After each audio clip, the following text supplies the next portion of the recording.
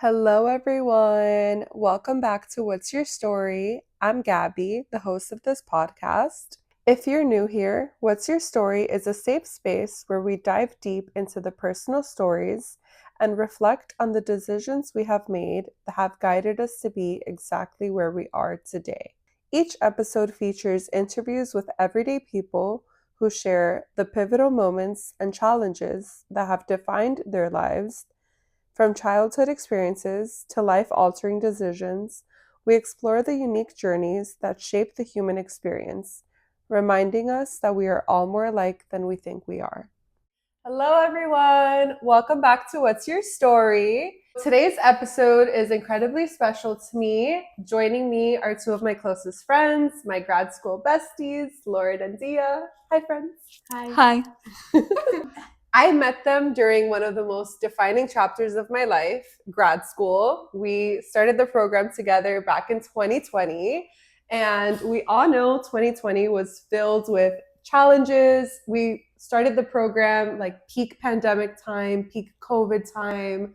I truly don't think I could have survived or navigated that time in my life without the support that you guys provided me with, and I'm just eternally grateful for that.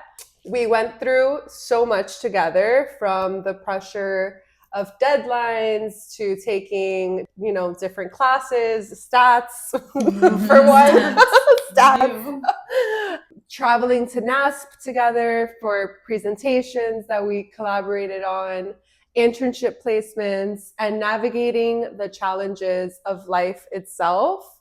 We really just trauma bonded. Facts. Absolutely. Fast forward to now, and we're all finishing off our first year in the field. We made it somehow. Not sure how we did that. We're finishing up our first year working in the field as school psychologists. Woo woo. So in today's episode, we're reflecting on that journey. We're reflecting on the highs and lows, how we got here, what we learned along the way, the imposter syndrome, the growing pains, the wins, and the way that community and friendship has carried us through. So, with all that being said, what do you think is a moment or experience that made you decide and realize I want to be a school psychologist? So I feel like everybody or most people who are school psychologists don't plan on being a school psychologist, and so that was definitely true for me. Um, when I was in undergrad, I wanted to be a forensic psychologist and work in prisons. But towards the end of my undergrad career, I realized that maybe that wasn't the path for me. I thought about the kind of populations that I wanted to work with, and I really enjoyed working with kids and supporting kids in different ways. My whole family worked in the school system and really enjoyed it. So I actually a girl that I worked with at my job in undergrad said that she was going to go to grad school to be a school psychologist, and I was like, oh my gosh, what's that? And so she kind of just told me, and I was like, that encompasses everything that I want to do. So it worked out, and I applied to some programs, and luckily I got in, and here we are now. Awesome. What was the moment for you, Dia? I also didn't plan on becoming a school psychologist. I just finished undergrad and I needed to go to grad school. I knew I needed a job. So I looked around. I was going to become a social worker. So I applied to some of those programs, but then I kind of stumbled upon school psychology. And I always wanted to work in the school system, I think, because when I was little, that was kind of my safe space. Mm-hmm. So being able to, in a way, give back, that was my goal with school psychology. And I applied to a program and I got in. So kind of worked out. Yeah, I think that oftentimes we don't realize, but typically we go into a career or a new job. Typically it sometimes aligns with something that's from our childhood, or someone that influenced us, or we had a role model. So yeah, that was similar for me too. I think that I always wanted to be a school psychologist because of my background with education, being a teacher for many years. And yeah, I think there's a part of me that kind of does it for the little girl in me. So, looking back at our time in grad school, what do you think is something that really got you guys through it? What do you think helped you remain in the program? And do you like the version of yourself that you are now? Well, the first part, what helped me get through grad school, I think just as a support system. Like I think that's the most important part of any journey is how well you're supported.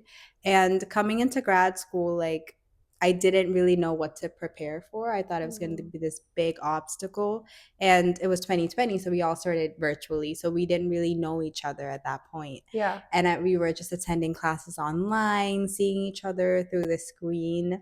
I sometimes forget that we all started off that way. Yeah, we didn't meet in person until 2021, like a year and a half later. A year after we were learning how to do assessments and everything through the computer, which was kind of insane.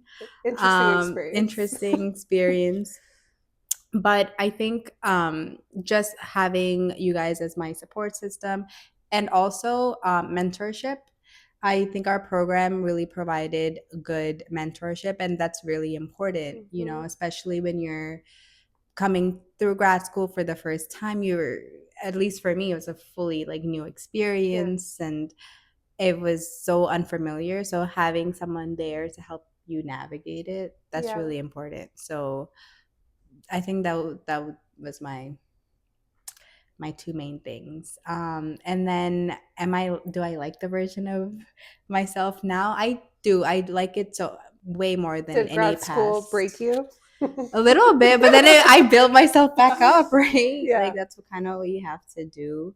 So I'm really proud of everything that we accomplished, because everything was like a little hurdle, but then we got through it, and that was one more thing that we were able to accomplish. So that was cool. I couldn't have applied to internships without literally having a meltdown and texting you guys after every single step along the way. So yeah. What about for you, Lauren? Okay, so I concur with what Dia said 100%. You guys helped me get through it. It's interesting. Yeah, I always forget that we started online and that I like didn't know you guys in person. I truly always forget that. But you know, the first year online was like was challenging, but you know, what was even more challenging, I think, was like, at least for me personally, like that, you know, semester that we actually like went back to school and I was seeing you guys all for the first time, and like our friendships were like blooming. But at that time, like for me personally, I had experienced 2 really big losses in my life, and I was like, I can't do it. Like I can't finish. It's so hard. I didn't want to do anything. I didn't want to get out of bed. And with you guys there, you know, pushing me and being there for me and supporting me, like even in my like roughest, most difficult times, like that's really what got me through. And like, of course, nothing compares to like that dark time, but like as we kept going, you know, there was a lot of hurdles, like Dia said, in grad school, a lot of challenges. And each time, like I knew that I had support, whether it be from like you guys or from the faculty. Like I always felt supported by everybody around me. So thanks. Yes. Oh my gosh, I literally had chills while you were like talking, because we navigated so many challenges in our own personal life, along with the challenges that come with being in grad school, and balancing both of those things, being in such a rigorous program, because it was, we like being able to come out and walk through that tunnel, like being on the other side. Sometimes I forget, you know, like that season was really hard. It was really challenging. And personally, like I mentioned earlier, I wouldn't have been able to get through it without the support that you guys provided me with. So trauma bonded. Yes. The trauma bond is real. And yes, I feel like this is like, I'm my best version of myself that I've ever been. I'm very happy with the person I am now. I feel like I've grown in so many different ways, both from being in grad school and just like growing up and having like the discipline and the rigor and having to like be so organized with everything. Like I feel like I'm very well rounded now, I guess you could say, and like definitely not perfect by any means, but just like all the experiences in school and with you guys, like I do feel like I am really my best self that I've ever been. So, and I have to dedicate it to you guys, because I wouldn't be here without you. How do you not cry after hearing that? But really, if you think about it, all of the things that we did, we really kind of did. We pushed each other to do. Like, So I've true. never, what is a presentation? We didn't know what that was starting out with grad school. We didn't know how to present on topics to other professionals. Those are all such new hurdles that we had never encountered before, but being able to kind of push each other to do that while we were in grad school, while we were all working and pursue new opportunities, like that was I think we really just got each other through it. We gave each other resources, and that's really special, like that we were able to do that. Yeah, like I think if there's one piece of advice that I can give to anyone that's in grad school right now, is to lean on the community, make friends. The people that you're in this program with, whether you realize it or not, you guys are walking the same path together. And more than likely, you may end up working together as colleagues later on in the future. And building strong, positive relationships with those people are going to just make your life so much better, so much easier. Like Dia shared, you guys really helped me step out of my comfort zone as well with public speaking, traveling to different states and giving presentations at a national conference. I don't think that's something I would have ever would have felt comfortable doing on my own. So yeah, we really leaned on each other hard. And I think that really just helped us all collectively get through grad school. Yeah, and just going like off the presentations, like not only like feeling I wouldn't have felt comfortable without you guys, like I don't know if I would have felt confident to do it if I didn't have like my best friends there, like the support system I had, because like I'm very shy, I'm very reserved, and like I never pictured myself traveling, number one, because you guys know that I hate airplanes. And so you guys have like brought out the travel girl in me. But traveling to the different conferences, getting up and speaking in front of so many people, working on them for hours and hours, like I would not have felt confident to do that. And because like I had you guys standing by my side and like being confident in me, like that really helped my confidence myself. So if you're going to do presentations, do them with your best friends. Yeah. Do it with your friends. Make friends. I mean, it makes life so much easier. Okay, guys, time to be real. So what is really on everyone's mind, I would assume, is that transition from grad school to the real world. So can you guys just share a little bit about transition from grad school to working as a first-year school psychologist? Do you feel like grad school prepared you? I don't think you're ever prepared. True. I do think, so grad school definitely did not prepare me for working in a real life school within a real life school system. And also, if you work for the district, you're placed sometimes in multiple schools, and each school has their own kind of little community and they have their own way of going about things. So I wasn't prepared until I stepped foot and started really like boots on the ground, just working. Internship, our last year of our program, we do internship, and that prepared me a little bit more for just being able to work within a district, working within the schools, and being able to kind of navigate that. But when you're on your own, it's definitely a whole different experience. Being able to kind of navigate just like personal conflict with other people, I learned different communication styles. I think that's the more difficult part of it. It's just like, how do you fit in within this system? And when you're learning, everything seems just so perfect. Like it's database decision making. This is how you do it. You have all your books and you can reference your books. But when you're like, when you're working, all that goes out the window, and you kind of have to, in that situation, kind of relearn everything and try to fit whatever knowledge you have into the mold that you're given.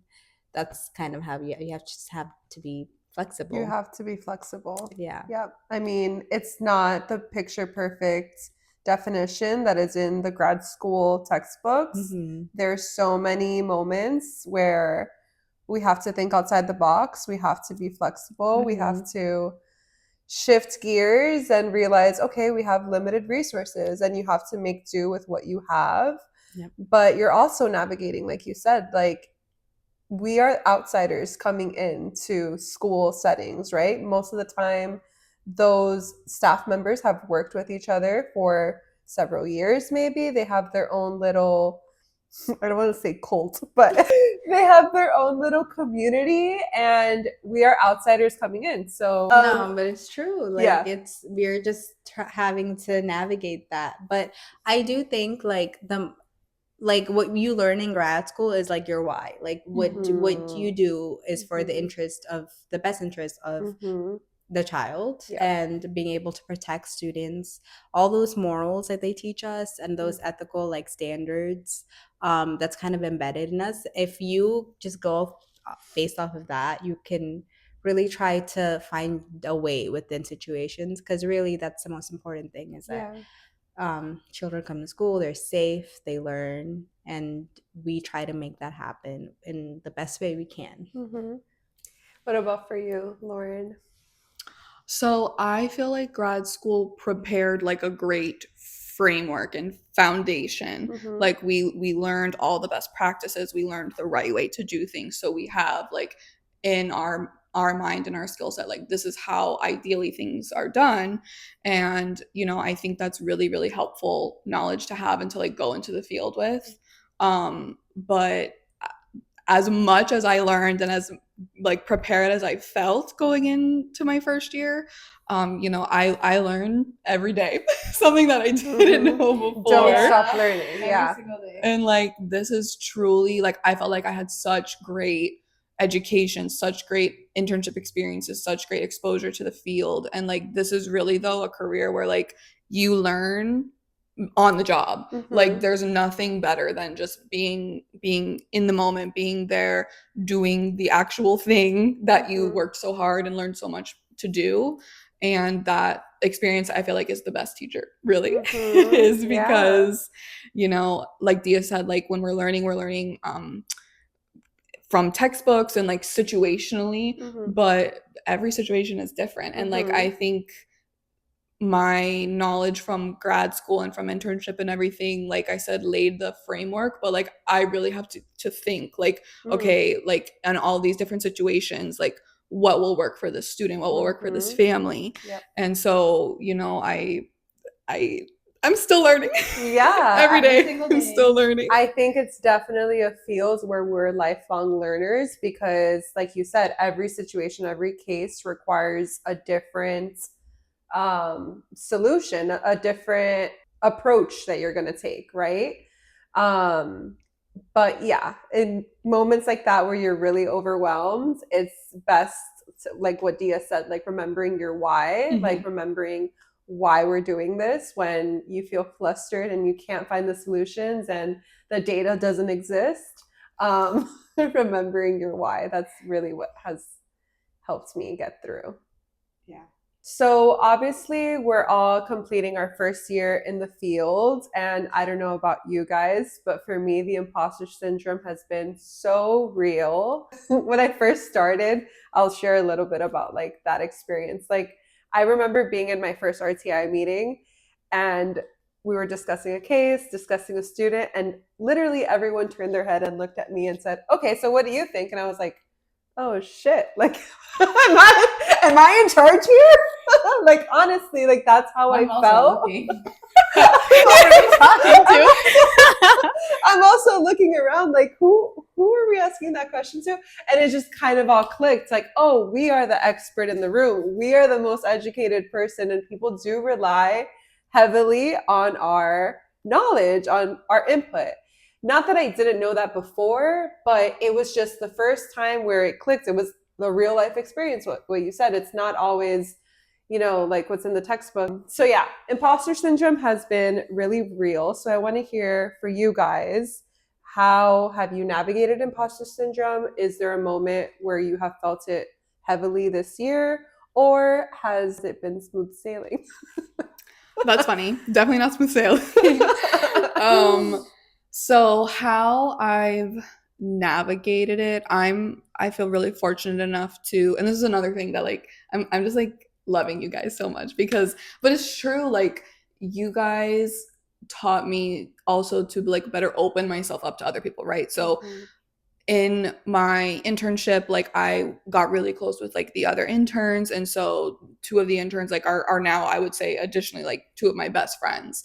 And so just having them and like being able to turn to them and talk to them and like ask any question that I want to, and I know that they won't think like I'm silly or I'm dumb, but like also knowing like they're experiencing the same exact thing, and like knowing that I'm not the only one who may feel like, oh my gosh, like, what am I doing? Like, can I do this? You can do this, by the way, you can.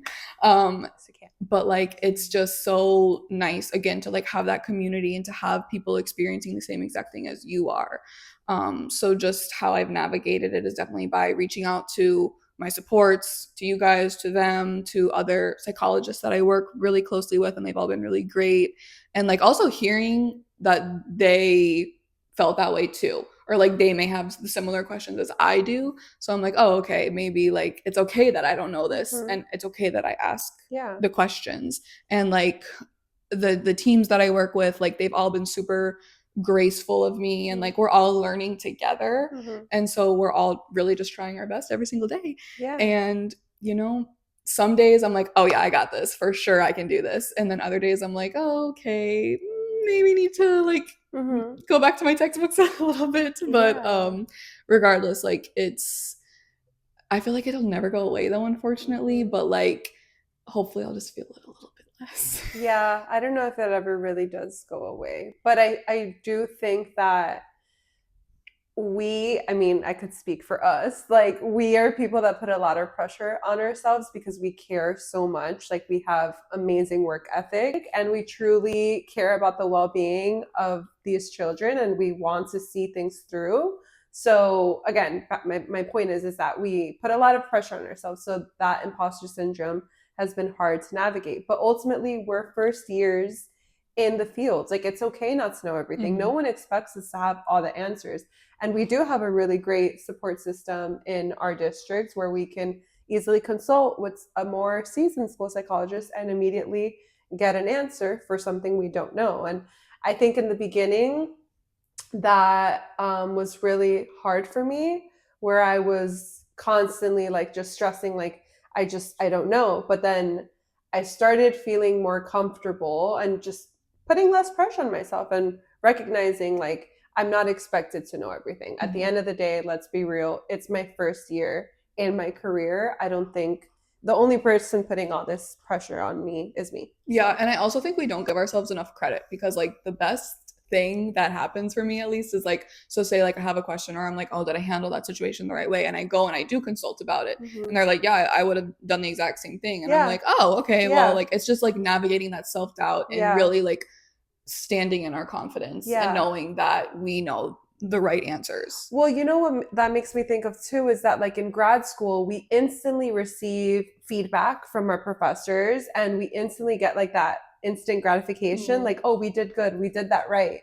And in your career, you don't necessarily get that all the time or ever really. So not having that kind of makes you have to really have a more firm positive relationship with yourself and really trust yourself and know like actually I did receive really good training. I actually do know what I'm doing, and not, letting the intrusive thoughts take the wheel. Girl, get into the passenger seat. Yeah. I feel the same way. At the beginning of the school year, I felt a lot of imposter syndrome, just being able to, because we make so many decisions a day. When I think about my day, it's full of decision making. And sometimes we make decisions when we're, consulting about students that we might not even know the student because we're not there every single day. We're not in the classroom with these teachers. So we have to base all of this on our expertise and our knowledge of policies and procedures, which are constantly changing. But then I kind of started to navigate through the year, and I realized that even sometimes when I call in to consult and I call into someone who's had years of experience, they may not know as well. Like, it's a new situation, and our field is so gray. um, and there's just constantly things that come up that are, it's really difficult to navigate. So just giving myself that grace, I think, as the year goes on, and being able to be comfortable with navigating, like, calling and consulting as needed. Mhm. And I think once you do it, you become a lot more comfortable with yourself. Like, I know what used to be really difficult for me, like last year during training and at the beginning of this year, was after I finish a full evaluation, like presenting results to parents and like hoping that they understand where I'm coming from, that it fits their child, because it's their child that we're talking about. And after, like, I've done that a few times and they've been receptive, families are appreciative and all of that, it just makes you feel more confident in yourself that you've been able to navigate this year and you were able to do well, so you can kind of build confidence, like, over time. But yeah, that was a process. I feel like I'm finally getting there after a full year, and I don't know if it's even where I'm supposed to be, or if we'll ever really be there. Yeah, But that's okay. and you that's know, okay. like, and it's okay not to be fully comfortable, because if you're Exactly. comfortable and you're complacent, you may want to stop learning. And this is a field where if you stop learning, like, that would not be fair to the child, because yeah. our situations are constantly changing. The populations we work with are so diverse. And I think there's like new research that comes out like every year that points to better ways to like serve the communities that we serve, and being able to like learn more and be open to that is so important. So I feel like we've all have made like tremendous amount of growth in grad school, given the challenges we face together and the demanding expectations and pressure that was put on us. So personally, when I reflect back on who I am today, who I was before grad school, I feel almost like I'm unrecognizable to the person I was before starting our program to who I am now. So if your younger self, a version of you prior to grad school, whether it was your who you were in undergrad, high school, middle school, etc., if your younger self can see you now, what would she say to you? Well, my younger self would be like, you did the thing, girl. Because like and also going back to like the very first question, like I always knew that I wanted to be a psychologist. Like from as little as I can remember, I was like, I'm going to be a psychologist. That's my dream. That's what I'm going to do. And I stuck with it.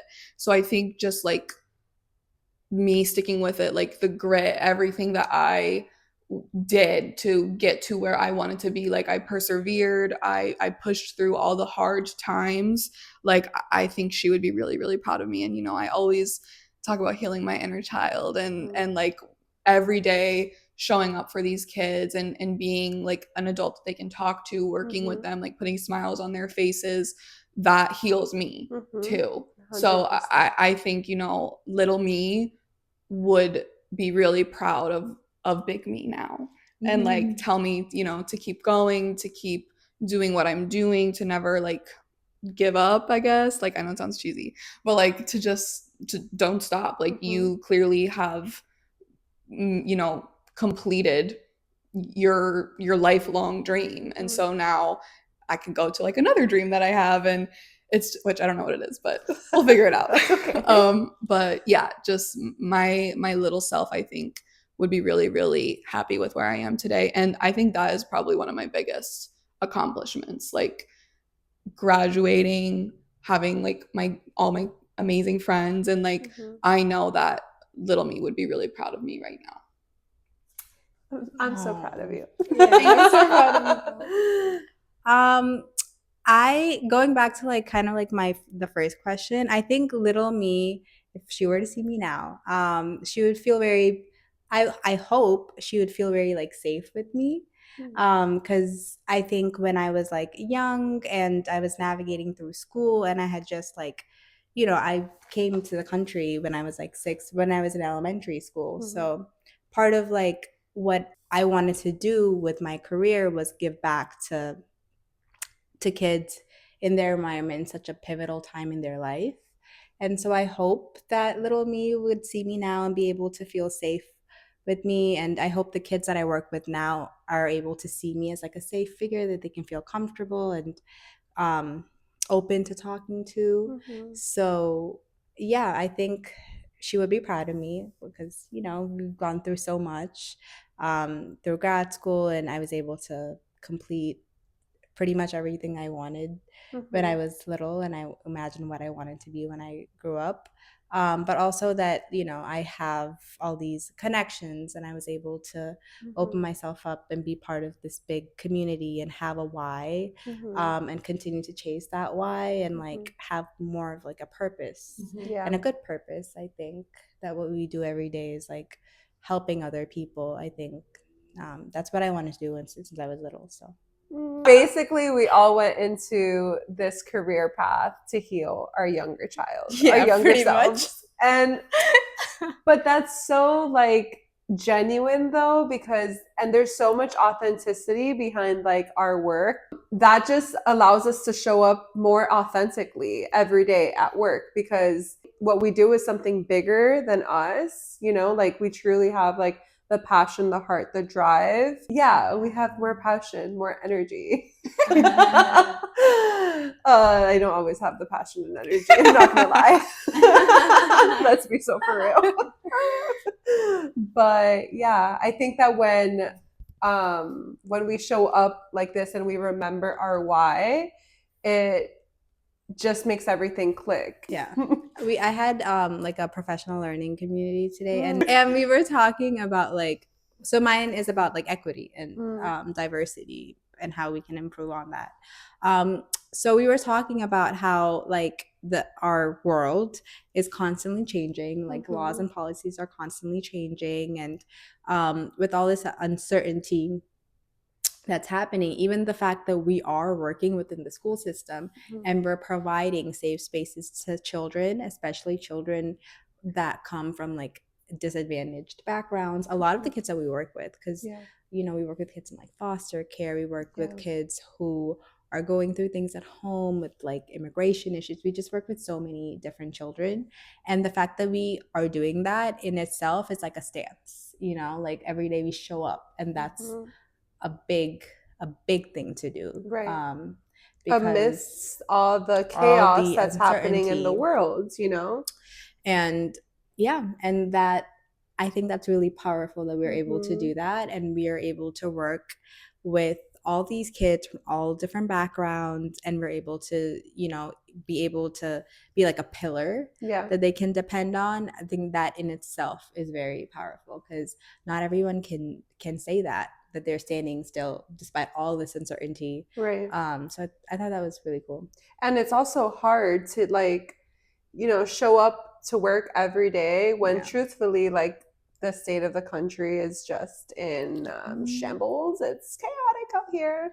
This is my podcast, I can say whatever I want. The fact that all of that is going on and we still show up to work every day and we are advocating for our kids and truly want the best for them, even though like we don't know what's going to happen, like there is so much power in that. And it's remembering our why, like it's putting them first. It's like brave, what we're doing is very brave, because it's very easy to fall back and be protected by a system, but when you're not, and you're you're still standing up for what you believe in and what you've been trained to do, like our morals and our ethics and our code, that's really brave, because sometimes not everything aligns with like what is being done within this a larger system that you're working for. So you were just talking about that today, like how every day that we show up is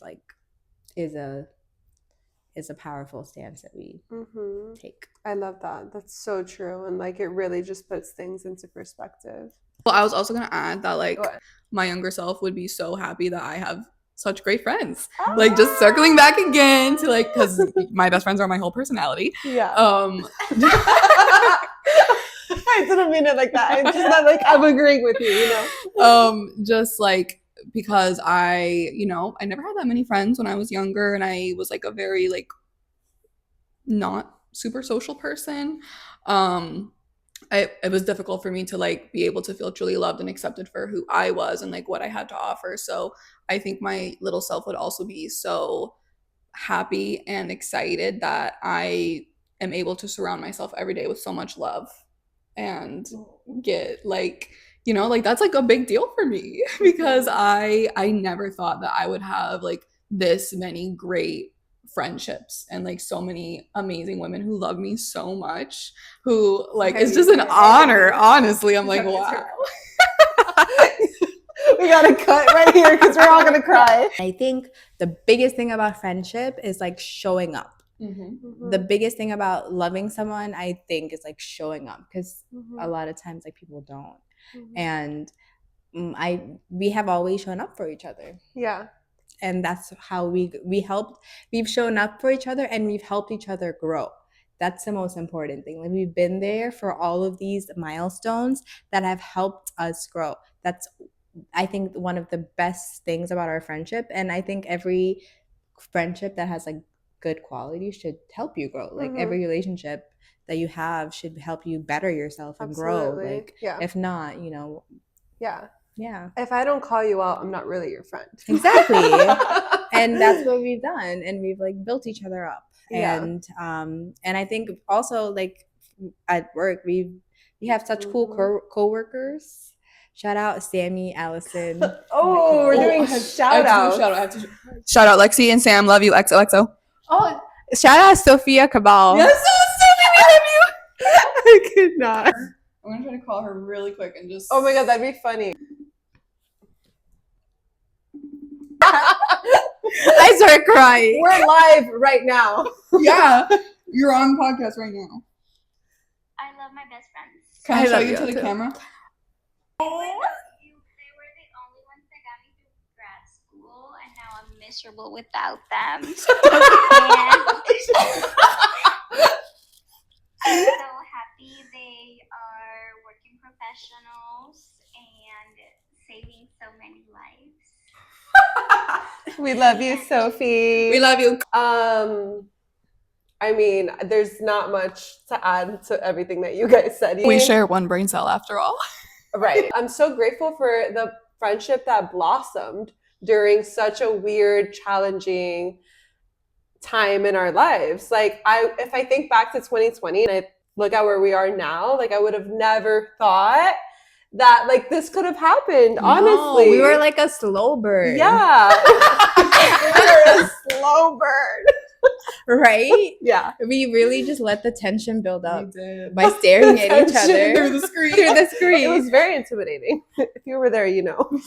Yeah, but we really, I think that's how you know, like, if a friendship stands a test of time, and we're able to like go through hard times together and overcome that and support each other through that. That's the most important thing. This is your sign to make friends with your cohort. Did I say that right? Cohort? Cohort. Because you can either sink or swim, and I'm so happy to be swimming along you guys. Just keep swimming. Okay, so that concludes our episode for today. Thank you so much for being here with me today, for being so vulnerable, for reflecting on the journey and the challenges, and being so authentic. This space is for people to come together, reflect on their journey, and hopefully someone listening could be able to resonate and feel inspired by our trauma, our story. But I'm so grateful for you guys. I love you, my besties. Oh my gosh. Love you forever and ever and ever and ever. Me too. Ditto. Thank you so much for tuning into today's episode. Please remember to like, share, follow, comment, all of the above. If you enjoyed this episode, please feel free to share it with a friend. And stay tuned for the next episode. Bye.